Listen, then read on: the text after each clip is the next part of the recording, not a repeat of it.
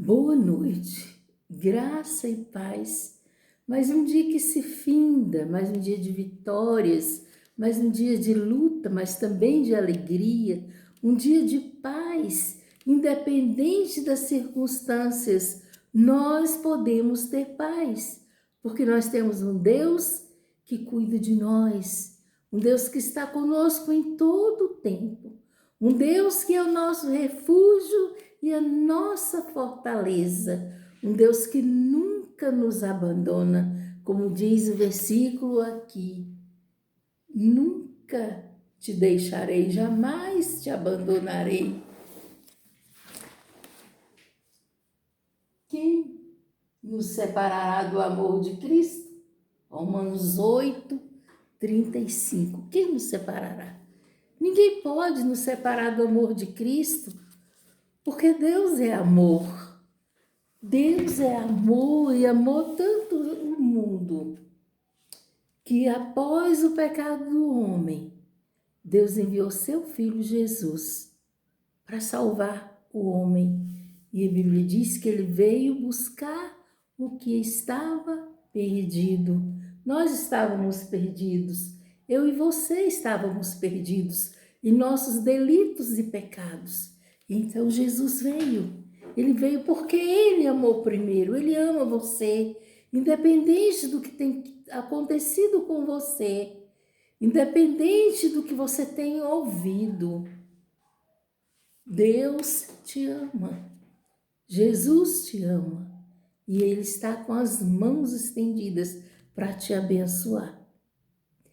Vamos então continuar na leitura desse livro, O Imensurável Amor de Deus. Imensurável porque ninguém pode medir o amor de Deus. Então, no capítulo 3 do livro, diz assim: quando o coração está ferido. Tímida, ela era um pouco mais alta do que a maioria das adolescentes. Cansado, a última coisa que eu desejava era conversar com uma jovem introvertida.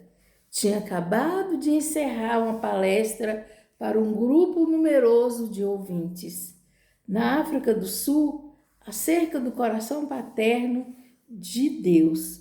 Por isso, precisava desesperadamente de um pouco de descanso. No entanto, senti que devia ouvir com a máxima atenção o que a mocinha estava prestes a me dizer. A princípio, as perguntas dela pareceram insignificantes, mas comecei a imaginar que a jovem desejava, na verdade, me contar algo mais. Esperei, quando ela acabou, perguntei-lhe se não havia outra coisa que quisesse compartilhar. Ela pareceu aliviada. Então, sentou-se do meu lado naquele auditório pequeno e abarrotado de gente e sussurrou ao meu ouvido: posso chorar um pouco no seu ombro? Eu disse: claro. Mas será que você poderia me dizer por quê? Os olhos da moça encheram-se de lágrimas à medida que a história ia se desenrolando.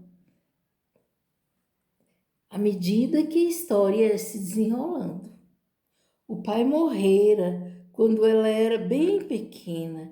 Desde então, não tiveram um ombro sobre o qual chorar. Um pai a quem levar suas perguntas, desapontamentos, realizações e planos. Uma dor profunda lhe dilacerava com o coração, por sentir falta dos braços fortes e amorosos que por algum tempo a haviam amparado e confortado. A adolescente chorou em meu ombro, sem demonstrar timidez ou vexame. Então, depois disso, conversamos com o Pai Celeste. Juntos pedimos a Ele que curasse a mágoa e preenchesse o espaço vazio da vida dela. E Deus nos ouviu. Encontrei-me com essa jovem alguns anos depois, quando retornei à África do Sul. De início não a reconheci, mas então ela me lembrou do tempo de oração que tivemos. Isso reavivou minha memória. E os fatos esquecidos voltaram tal qual uma inundação. Ela me agradeceu os momentos em que compartilhamos, dizendo-me que fizeram toda a diferença naqueles breves instantes que passamos juntos. A jovem experimentou o imensurável amor de Deus.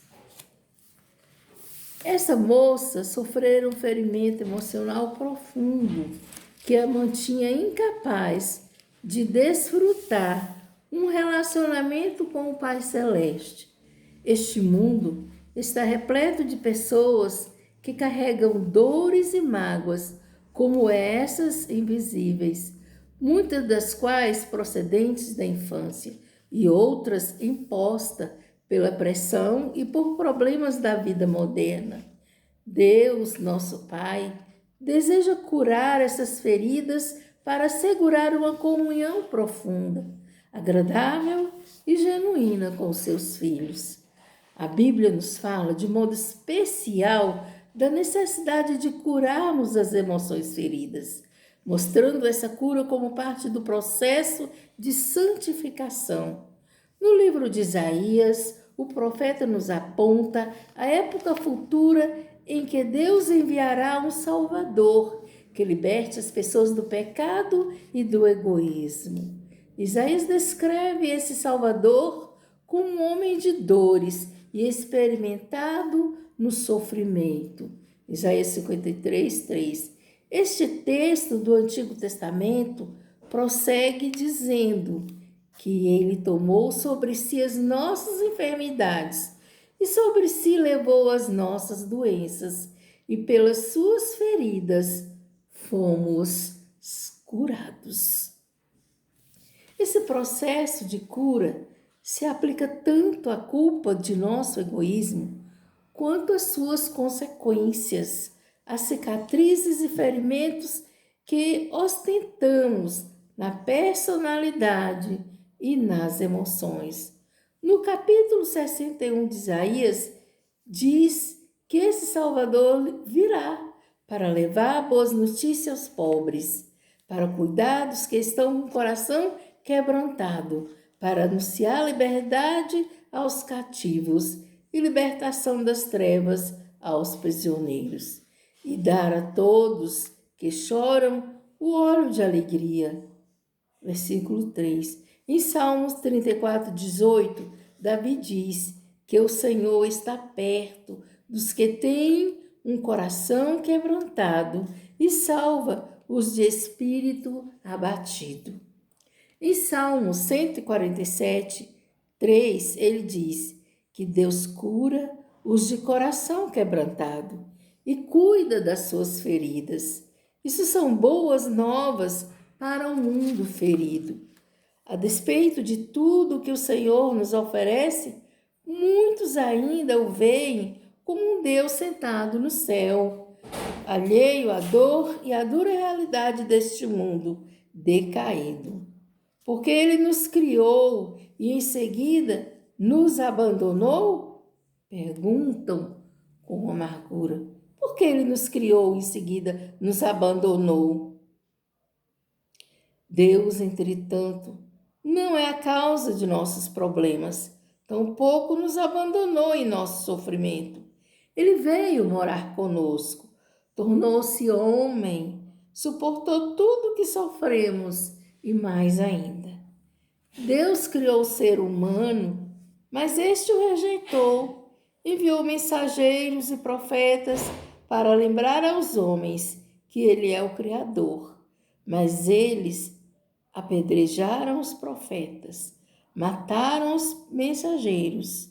Então, finalmente, Deus enviou seu Filho. homem, ele se rebela contra Deus. Vimos aqui essa rebeldia, essa desobediência, essa falta de fé, essa falta de amor, essa falta de desejo da presença de Deus. Deus via o povo sofrendo e ele enviava os profetas para ajudar o povo, para ministrar ao povo, para dizer: esse é o caminho, andai nele. Como Isaías fala, mas eles não queriam ouvir a verdade de Deus, a palavra de Deus, não queriam ser corrigidos e por causa disso eles sofriam mais, eles se afastavam de Deus. E quando nós nos afastamos de Deus, o pecado, ele nos faz afastar de Deus. E esse pecado que nos afasta de Deus nos torna impuro, nos torna imperfeito, não deixa que a presença de Deus se manifeste em nós. E às vezes Deus está falando e nós não ouvimos a Deus. Por quê? Porque estamos com o coração endurecido, um coração amargurado, um coração cheio de mágoa, um coração cheio de dor. E não abrimos o coração para o nosso Senhor Jesus entrar e curar as nossas feridas. A palavra diz que ele veio libertar os cativos, ele veio trazer alegria, ele veio dar a todos que choram óleo de alegria, ele veio trazer cura ao coração quebrantado, ele veio anunciar a liberdade, a libertação das trevas aos prisioneiros, ele veio trazer o melhor para nós. Ele veio trazer tudo de bom para nós. Ele veio para tirar a amargura do nosso coração. Ele veio para tirar o gosto de fel da nossa boca e colocar mel, colocar doçura no nosso coração, nos fazer amáveis, nos fazer afáveis. E nós precisamos disso, de pedir ao Senhor para entrar na nossa vida e mudar a nossa história. Deus, ele muda a história, ele quer mudar a sua história e ele manda os seus servos para isso. Os profetas de Deus vieram, mas eles não aceitaram os profetas. Muitos profetas foram mortos por causa da incredulidade, da desobediência do homem. Então ele manda o seu próprio filho para revelar a si próprio. O Criador andou junto com a sua criação, mas as criaturas se recusaram a reconhecê-lo. Na verdade, crucificaram a Cristo. Nesse caso, o que fez o Criador? Transformou a maior crueldade da humanidade em fonte de perdão para os homens. Nós o matamos, mas Deus usou a prova do nosso maior egoísmo como fonte de nosso perdão. Jesus Cristo é o ferido que cura as nossas feridas. Ele sabe como nossas emoções podem ser magoadas. Na realidade, Jesus foi tentado de todas as maneiras pelas quais temos sido tentados. O próprio nascimento de Jesus com uma diferença. Ele foi tentado, mas ele não caiu em tentação. O próprio nascimento de Jesus foi questionado e a reputação da sua mãe aviltada. Ela nasceu em pobreza, a linhagem dele caiu no ostracismo e a sua cidade natal foi ridicularizada. O pai terreno faleceu, provavelmente quando o menino tinha pouca idade. E nos seus últimos anos, Jesus perambulou pelas ruas e cidades sem ter o lar. O seu ministério foi mal interpretado e ele abandonado à morte. Tudo isso sofreu por mim e por você. Ele o fez a fim de identificar-se conosco em nossas fraquezas. Pois nós temos um sumo sacerdote. Pois não temos um sumo sacerdote que não possa compadecer-se das nossas fraquezas, mas sim alguém que, como nós, passou por todo tipo de tentação, porém sem pecado. Assim, aproximemo-nos do trono da graça com toda confiança, a fim de receber misericórdia e encontrarmos graça que nos ajude no momento da necessidade. Hebreus 4, 15 e 16. Deus Pai enviou Jesus Cristo ao mundo para desfazer a barreira que nos separava dele. A separação, fruto do nosso egoísmo, está no centro de muitas feridas emocionais. Se tais males não forem sanados, poderão se desenvolver até se tornar o que eu chamo de síndrome de Saul. O que leva a alienar-se de Deus e das demais pessoas. Jesus veio para estabelecer a reconciliação no lugar da alienação, a cura no lugar da ferida e a inteireza no lugar do quebrantamento. A síndrome de Saul. Saul era um homem alto, de porte extraordinário. O cabelo castanho e a barba bem aparada adicionavam mais dignidade à estatura. Todos os olhos o seguiam quando ele passava pela multidão. Esse homem tinha a capacidade de atrair as pessoas, reuni-las em torno de uma causa, inspirá-las para grandezas. As pessoas não receavam confiar-lhe seus sonhos secretos, suas esperanças. Tratava-se de um líder de líderes.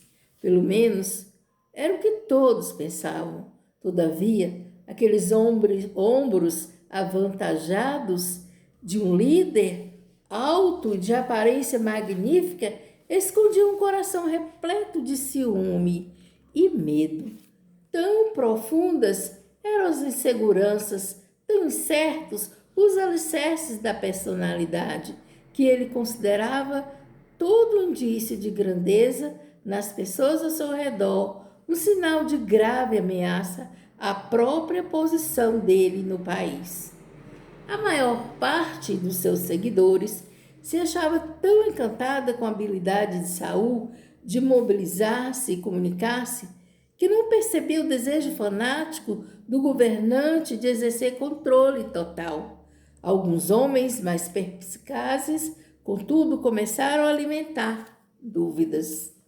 A perícia de Saul na estratégia bélica e sua extraordinária habilidade na tomada de providências corretas. No momento oportuno, convencia os seguidores mais distantes da grandeza desse líder, mas confundiam as pessoas mais próximas dele.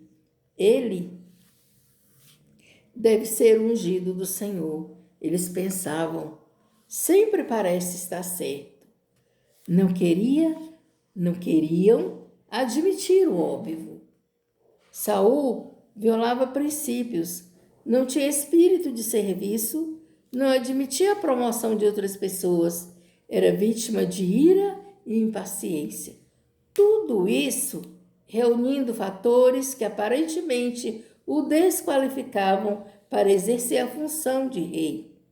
Na verdade, tais pessoas ficavam profundamente confusas e envergonhadas diante dos secretos acessos de raiva de Saul e de seus mergulhos na melancolia e depressão. Finalmente, surgiu alguém que já não alimentava dúvidas acerca do caráter desse rei, o profeta Samuel, o que o havia ungido para o ofício real.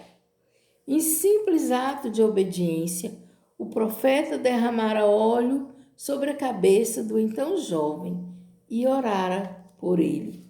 Agindo desse modo, Samuel dera posse ao rei para que reinasse sobre a nação.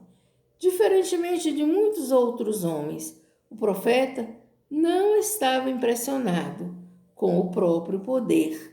Ele havia aprendido desde a infância que existe somente uma resposta aceitável à voz de Deus, a obediência pura e simples, semelhante à da criança. Agora, o coração de Samuel também fervia em seu peito, não de ódio, mas de indignação justa. Agora basta. Ele tinha esperado pacientemente, enquanto observava a destruição interna do reino devido à falta de integridade e obediência do rei. Detectou a profunda insegurança do governante, o esforço doloroso para encontrar apreço e segurança no louvor de seus companheiros. Por causa de Saul, Samuel agonizara incontáveis noites em oração e lamentação.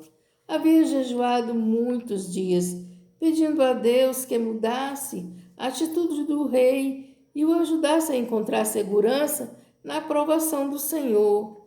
Tudo isso, porém, foi inútil. Chegou então a palavra de Deus ao profeta: arrependo-me de ter posto Saul como rei, pois ele me abandonou e não seguiu as minhas instruções.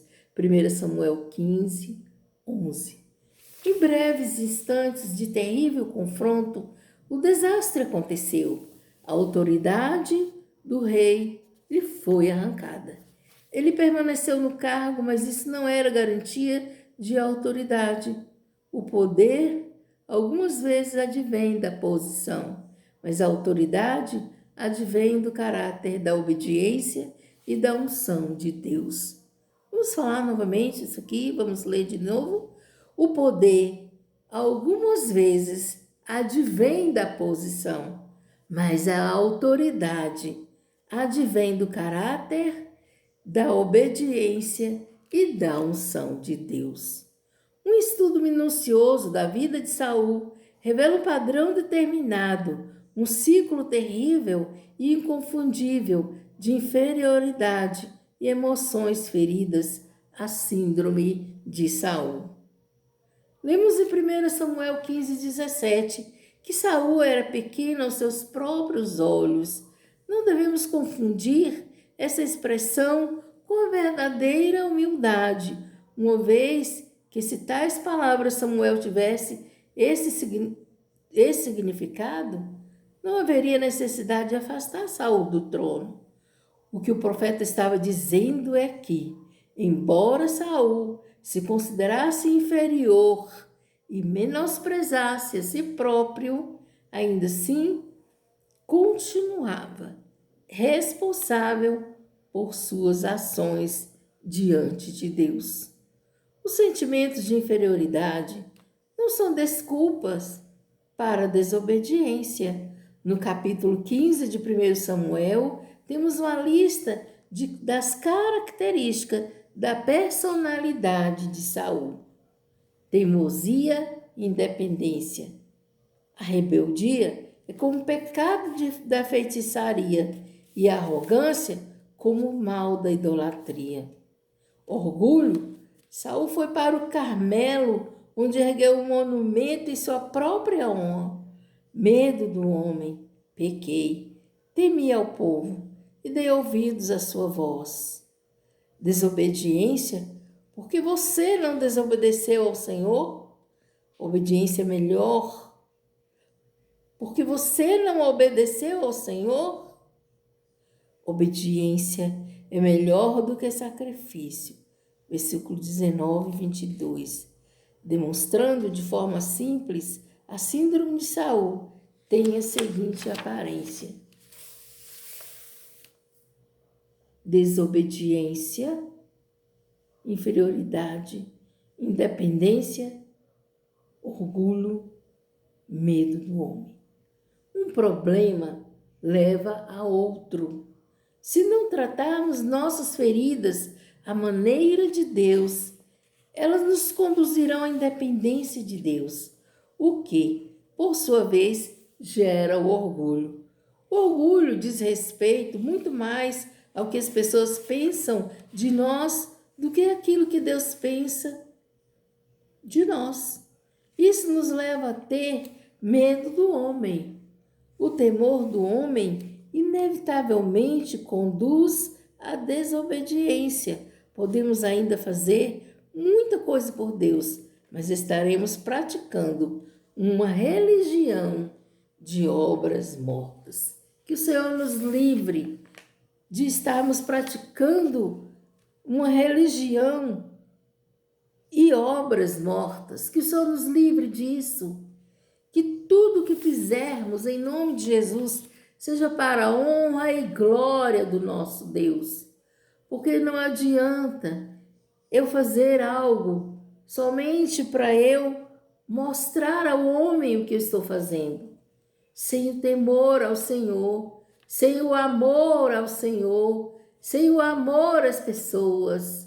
O amor de Deus, se nós não temos esse amor, nós pedimos perdão a Deus e precisamos clamar a Ele que coloque em nosso coração o amor. E Deus coloca. Eu já tive experiência de conviver com pessoas que eu não as amava, porque elas batiam de frente comigo. E muitas vezes pessoas que batem de frente comigo, com você, essas pessoas estão sendo usadas por Deus para mostrar para você e para mim o nosso orgulho, a nossa fragilidade. Sabe por quê? Porque às vezes a gente pensa que porque a gente é especial para Deus, a gente é suficiente, e a gente não é suficiente. A suficiência está em Deus. Essa suficiência de Deus é que vem para nós, para nos ajudar. Mas nós não podemos nos achar autossuficientes. Nós precisamos entender que existe um Deus grande, poderoso, para mudar circunstâncias, para mudar, para tirar de nós o medo, para nos libertar, para nos ajudar a obedecer. O Espírito Santo, ele fala conosco e nós precisamos ter ouvidos atentos para obedecer e para ouvir a voz do Senhor em primeiro lugar. Entender se a voz é do Senhor, porque existem muitas vozes. Existe a voz do templo, existe a voz da cidade, existe a voz do inimigo, existe a voz das pessoas. Então nós precisamos discernir que voz nós estamos ouvindo. Às vezes nós estamos fazendo a obra do Senhor e nós começamos a entristecer, porque parece que Deus não está se agradando e a gente quer parar de fazer aquilo. Mas quando a gente para e clama e busca o Senhor vai falar conosco. O Senhor é Deus e Ele é onisciente, onipresente, onipotente. E Ele quer abençoar a sua vida. Mas a primeira coisa que você tem que fazer é obedecer. Obedecer é melhor do que sacrificar. Foi isso que Samuel disse a Saul, quando Saul desobedeceu e trouxe as vacas gordas, os animais gordos, para sacrificar, e trouxe o rei e colocou ali. Então Samuel perguntou a ele: o que é isso? O que está acontecendo aqui? Ele disse: não, trouxemos essas coisas para sacrificar ao Senhor. Então Samuel disse: obedecer é melhor do que sacrificar. Precisamos ter esse coração obediente. Precisamos pedir ao Senhor: Senhor, sonda o meu coração e vê se vai em mim algum caminho mau. E o Senhor vai falar. Às vezes o Senhor nos diz palavras duras, como o Senhor já disse para mim esses dias. Você é especial, mas você não é suficiente. Eu não sou suficiente. Eu preciso do Senhor. Eu dependo do Senhor. Eu quero obedecer mais ao Senhor. Eu quero ser melhor para o Senhor. Eu quero fazer mais para o Senhor, me dedicando a Ele na obra. Eu não quero ser independente de Deus. Eu não quero e não posso ser independente de pessoas. O meu orgulho, ele tem que ser pisado e amassado, Por isso Deus usa pessoas. Deus vai usar quem está próximo de você. É o seu líder. E às vezes aquele que você está liderando, às vezes uma criança, às vezes o seu serviçal, vai dizer uma palavra para você que não vai te agradar. E você tem que apenas ouvir. Você tem que ouvir, você tem que ouvir aquela palavra. Você tem que raciocinar com aquela palavra. Você tem que relacionar. E aí você vai registrar. Você vai entender quem está falando é Deus? Será que Deus está usando essa pessoa? Porque quando você não quer ouvir, Deus usa até uma mula. Deus usa os animais. Deus usa a natureza para falar com você. Então ouça o que Deus está falando hoje com você. Algumas das pessoas mais feridas que conheço são igualmente mais orgulhosas e independentes.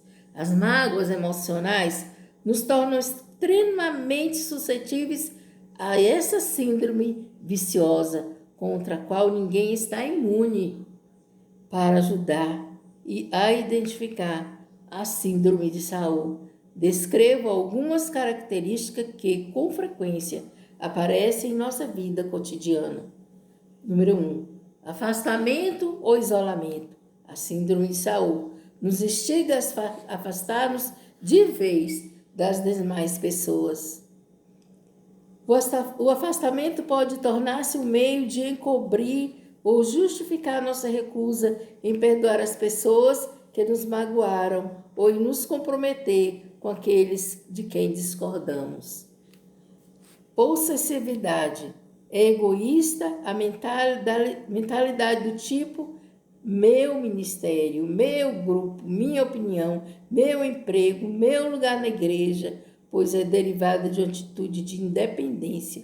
A Bíblia ensina que a rebeldia é como pecado de feitiçaria. 1 Samuel 15, 23. Tem origem no inferno. Essa atitude de primeiro eu é pecado.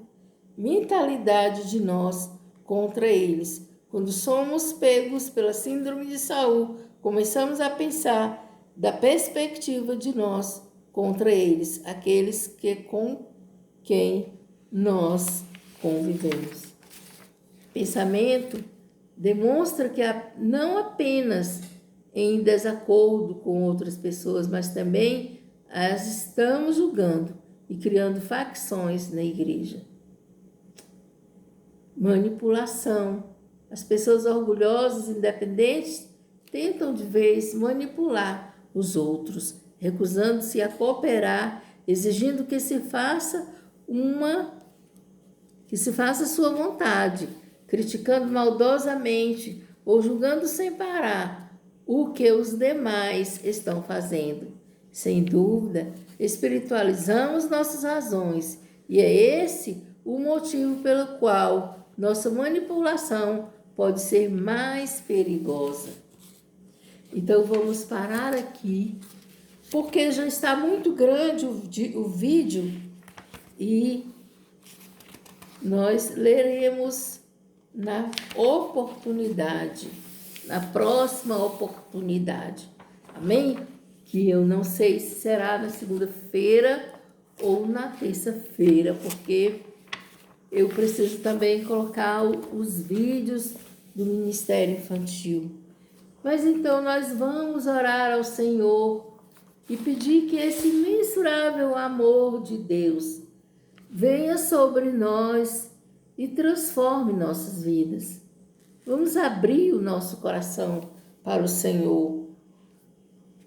A Bíblia diz que quando nos humilhamos, Deus nos concederá graça. Temos medo de humilhação, contudo, não é isso.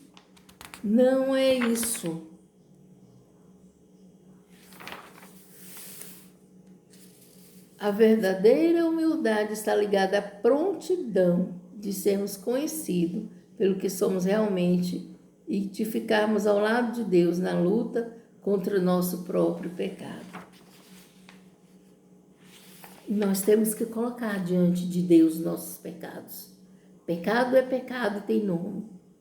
E muitas vezes você vai orar e você fala, Senhor, perdoa os meus pecados. Não.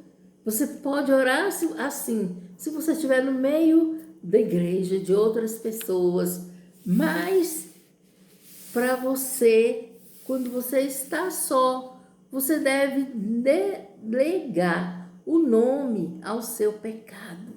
Qual é o seu pecado? É orgulho? É a vaidade? É a teimosia? É a inferioridade? É a desobediência? É medo do homem? Qual é o seu pecado? Coloque hoje isso aí na presença de Deus. Deus quer te perdoar. Deus quer te purificar. Jesus veio para isso e Ele quer ajudar a você. Sabe, Jesus, ele está batendo hoje a porta do seu coração. Ele diz assim: eis que estou à porta e bato. Amém? Eis que estou à porta e bato. Se alguém ouvir a minha voz e abrir a porta, entrarei. Apocalipse 3, 20. Se alguém ouvir a minha voz e abrir a porta, eu entrarei. Jesus entra no seu coração. Alguns anos atrás, já falei num vídeo, eu falei sobre esse testemunho. Eu fui a uma chácara com meu marido, a gente foi pegar esterco para colocar nas plantas. E nós entramos naquela chácara, naquela fazenda, e a moça nos convidou a entrar. E quando ela tinha uma Bíblia aberta ali. E eu perguntei para ela: você entende o que você lê? Ela disse: não, eu tenho dificuldade de entender a Bíblia. Eu falei: então tá, leia aqui esse versículo, Salmo 115. A Bíblia dela estava aberta. E então ela leu. Ela leu e ela não entendeu. Mas ela era uma religiosa. Ela estava sempre lendo a Bíblia, mas ela não entendia. Então eu li com ela, eu falei de Jesus para ela, ela aceitou Jesus. E eu falei com ela: agora vamos orar, pedindo a Jesus para entrar no seu coração. E ela orou. Eu falei: agora vamos orar. Orar pedindo ao Espírito Santo para entrar na sua vida. E ela orou. Sabe, irmãos, ela leu a Bíblia antes dela fazer esse pedido ao Senhor para entrar no coração dela. E ela não entendeu. Mas quando ela leu e ela convidou Jesus, o Espírito Santo, para entrar na vida dela, naquele mesmo momento, ela entendeu aquela palavra. E aí ela foi para a igreja comigo. Algumas vezes ela dormia lá em casa porque era longe, a casa dela era longe da cidade. E depois eu mudei daquele lugar. E não sei mais o que aconteceu a ela, mas eu sempre me lembro dela. E que Deus abençoe sua vida, porque o Senhor está batendo na porta do seu coração. Eis que estou à porta e bato. Se alguém ouvir a minha voz e abrir a porta, entrarei. Apocalipse 3, 20. Jesus é esse que está disponível o tempo todo para entrar na sua vida. Que Deus te abençoe e me abençoe em nome de Jesus. Senhor, essa pessoa que ouviu essa palavra, converte esse coração a Ti, Senhor, e tira os impedimentos, Senhor. Que as pessoas possam estar clicando nessa palavra, que as pessoas possam estar compartilhando essa palavra, para que outras pessoas possam ouvir e entender e guardar no coração e ser salvas, em nome de Jesus. Amém. Deus nos abençoe.